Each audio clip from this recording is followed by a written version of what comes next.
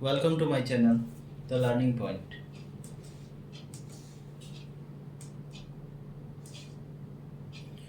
तो हम लोग आज पढ़ने वाले हैं डाइवर्सिटी इन लिविंग ऑर्गेनिज्म। तो डाइवर्सिटी जो होते हैं, डाइवर्सिटी का मतलब होता है भिन्नता, और बायोडाइवर्सिटी जो हुआ, बायोडाइवर्सिटी का मतलब हुआ diversity in plants as well as animals. Plant में भी हम डाइवर्सिटी को चेक करेंगे और एनिमल में भी डाइवर्सिटी को चेक करेंगे। डाइवर्सिटी, पहले हम लोग देख लेते हैं कि डाइवर्सिटी का डेफिनेशन क्या होता है।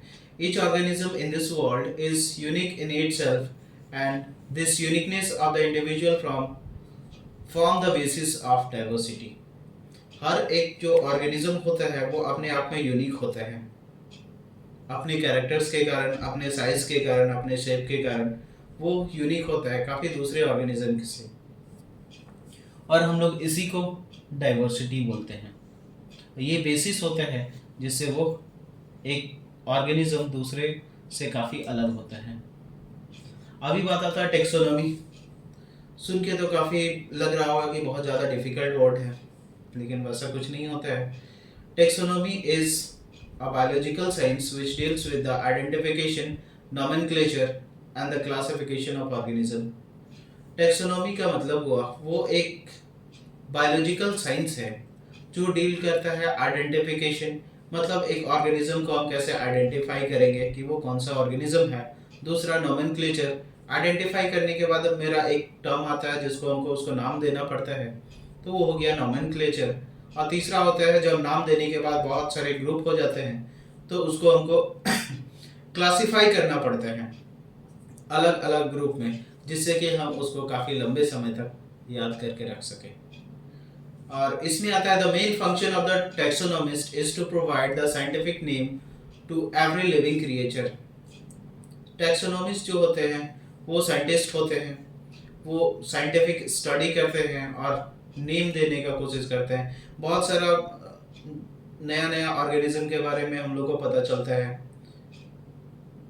पहले स्टार्टिंग में हम लोग को, अभी तक हम लोग को लगभग 1.7 से 1.8 मिलियन ऑर्गेनिज्म के बारे में जानकारी है, और सबका एक एक नाम दिया गया है, साइंटिफिक नेम दिया गया है, जिससे उसको आइडेंटिफाई किया जाता है वर्ल्ड के हर एक पार्ट्स में। और ये नेमिंग देने का एक प्रोसीजर होता है, और यह बोल सकते हैं कोई तरीका होता है, वो हो गया आपका binomial nomenclature. Every organism has a proper name for their identification in which first is the name of their genus और the genetic name and the second the name of the species to which it belongs. हर एक organism जो होता है उसका एक proper नाम होता है जिससे उसको आइडेंटिफाई किया जाता है। तो जो नेमिंग होता है, साइंटिफिक नेमिंग, उसमें क्या किया जाता है, सबसे पहले उसका जीनस का नाम दिया जाता है, जैसे कि हम लोग का सरनेम होता है वैसे ही जीनस का नेम होता है। और दूसरा स्पेसीज, जो कि आपका जिस स्पेसीज से वो बिलोंग करता है उसका अपना नाम होता है। ये दोनों ही जो होते हैं वो लैटिन नेम्स होते हैं, या फिर लैटिन वर्ड का एंडिंग होता है, जो वर्ड का जो एंडिंग होता है, नाम के वर्ड का एंडिंग होता है वो लैटिन एंडिंग्स होते हैं। जैसे एग्जांपल देखते हैं हम लोग, टाइगर, पैंथरा टिग्रिस। टाइगर का साइंटिफिक नेम है पैंथरा टिग्रिस। पैंथरा क्या है, जिस जीनस से वो बिलोंग करता है, और टिग्रिस हो गया जिस स्पीसीज से वो बिलोंग करते हैं।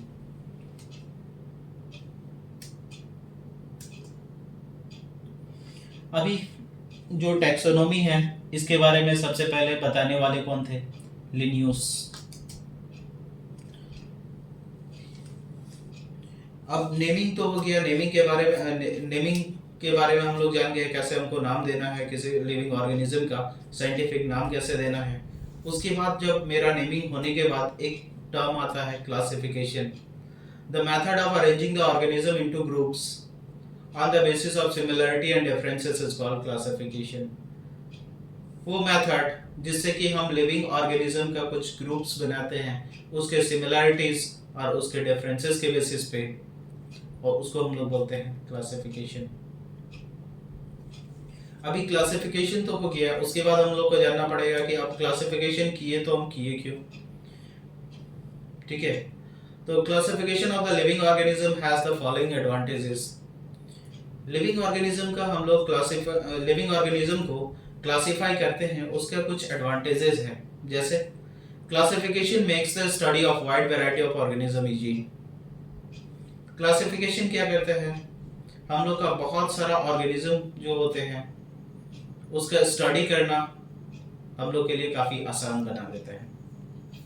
अगर हम लोग बहुत अच्छे से क्लासीफाई अगर कर लेते हैं तो हम लोग को किसी भी चीज़ को याद, किसी भी लिविंग क्रिएचर का या उसका प्रॉपर्टीज को या कैरेक्टर्स को याद करने का कोई ज़रूरत नहीं होता। Classification show the picture of all life forms at a glance.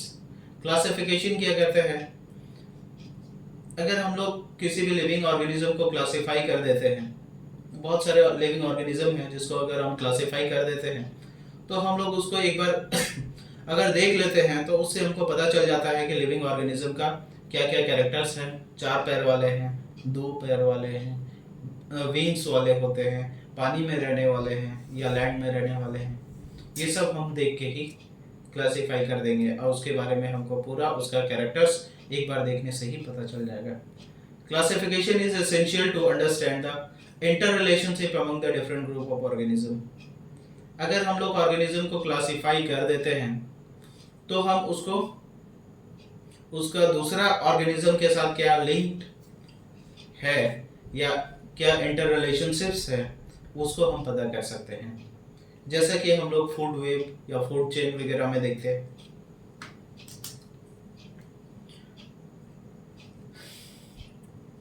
Classification के बाद एक टर्म आता है evolution. Evolution is the change in characteristics of species over several generation. Evolution क्या हुआ, change in characteristics of species from several generation. पहले जब living organism, जैसे ह्यूमन बीइंग का ही हम लोग एग्जांपल देते हैं, ह्यूमन बीइंग सबसे पहले जो था वो एक बंदर के टाइप का था। उसके बाद धीरे धीरे इवॉल्व होते होते होते होते उसमें बहुत सारे चेंजेस आने लगे। चेंजेस आते आते अभी जो हम लोग ह्यूमन बीइंग देख रहे हैं इस स्टेज तक पहुंचे हैं। हो सकता है इसके बाद भी और बहुत सारे चेंजेस आए, तो इसको बोलते हैं इवोल्यूशन। उसके बाद आता है क्लासिफिकेशन सिस्टम। तो समय के साथ साथ क्लासिफिकेशन होता गया। स्टार्टिंग में जो क्लासिफिकेशन हुआ था वो उसका शेप, साइज, पानी में रहने वाला ऑर्गेनिज्म है या लैंड में रहने वाला ऑर्गेनिज्म है, इस टाइप से क्लासिफाई किया गया था। लेकिन व्हिटेकर आए, एक अमेरिकन इकोलॉजिस्ट हैं वो, या थे वो क्लासिफाई किए लिविंग ऑर्गेनिज्म को 5 किंगडम्स में। पहला नाम है मोनेरा, दूसरा प्रोटिस्टा, तीसरा फंगी, चौथा प्लेंटेई, उसके बाद 5वां है एनिमलिया। मोनेरा में आता है प्रोकारियोटिक बैक्टीरिया और ब्लू ग्रीन अलगी। अब प्रोकारियोटिक बैक्टीरिया के बारे में हम लोग फर्दर क्लासेस में डिस्कस करेंगे, प्रोकारियोटिक यूकारियोटिक ऑर्गेनिज्म के बारे में। तो प्रोटिस्टा जो होता है यूनिसेलुलर यूकारियोटिक ऑर्गेनिज्म होते हैं, और प्रोटोजोन्स फंगी, अलगी एक्सेट्रा। फंगी में हो गया हायर फंगी वगैरह जो मल्टीन्यूक्लिएट होते हैं। Plantae multicellular green plants and advanced algae. Animalia में आता है मल्टी सेलुलर एनिमल्स। प्लेंटेई में आपका मल्टी सेलुलर ग्रीन प्लांट्स हो गए और एनिमलिया में मल्टी सेलुलर एनिमल्स हो गए।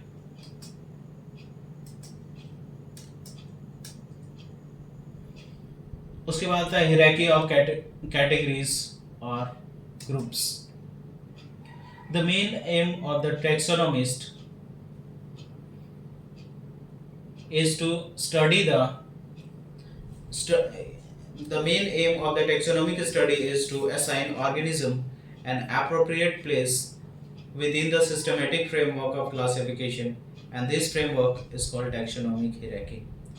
टैक्सोनॉमिक स्टडी का मेन एम था कि ऑर्गेनिज्म को एक एप्रोप्रिएट प्लेस देना, जैसे कि जिससे उसको हम लोग आसानी से क्लासिफाई कर सके, एक फ्रेमवर्क बना के उसके कैरेक्टरिस्टिक्स के बेसिस पे जो बनाते थे उसको हम लोग क्या बोले, taxonomic hierarchy. The categories used in the classification of plants and animals are, अभी जो क्लासिफाई करने के लिए हम लोग कुछ कैटेगरीज को अपनाए। पहला, फर्स्ट वन हो गया आपका किंगडम, दूसरा फाइलम और डिवीजन, तीसरा हो गया आपका क्लास, चौथा ऑर्डर, पांचवा फैमिली, छठा जीनस हो गया, 7 में हो गया स्पीसीज। तो इतने टाइप से हम क्या कर सकते हैं, क्लासिफाई कर सकते हैं प्लांट्स और एनिमल्स को उसके ये सब कैटेगरीज के बेसिस पे। As we go upward from species towards the kingdom, species से जैसे हम लोग नीचे स्पीसीज देख रहे हैं, स्पीसीज से जैसे किंगडम तक जाते हैं उसका जो सिमिलर कैरेक्टर्स होते हैं वो डिक्रीज होने लगते हैं। स्पीसीज में बहुत ज़्यादा सिमिलैरिटीज़ होते हैं ऑर्गेनिज्म में, और किंगडम में बहुत ही लेस सिमिलैरिटीज़ मिलते हैं। Thank you.